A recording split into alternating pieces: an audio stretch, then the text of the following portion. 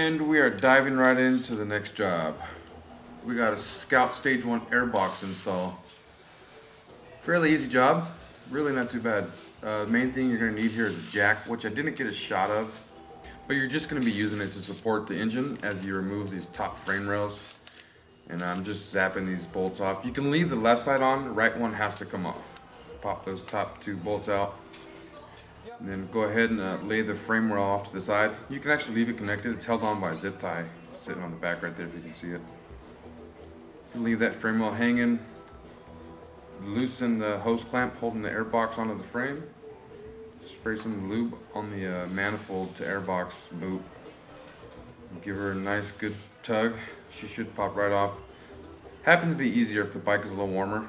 The rubber gets a little softer, so it's easier to come off. Then go ahead and crank the flat jack up a little bit. As you can see, it's pushing the frame out, which will help relieve the pressure that's on the airbox. Slide it out.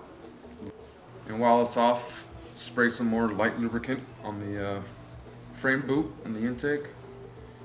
Really helps with installing this back on, especially on the breather hoses too.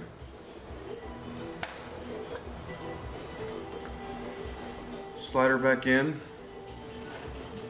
And I like to take the jack up just a little bit more. It really helps alleviate that pressure so it goes in nice and easy. Get the breather hoses back connected on there.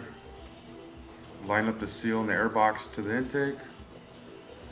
Clamp it back on there. It might take a little bit of extra force just because the seal is brand new on that box.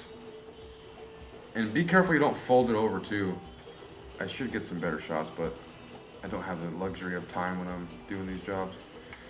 But the seal, if you're not careful and you just smash it on there, you could fold the seal over, which would create air leak.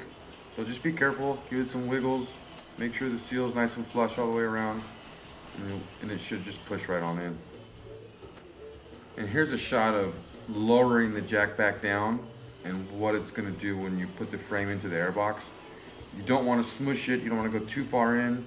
You want it nice and flush, and then go ahead and tighten up the clamp.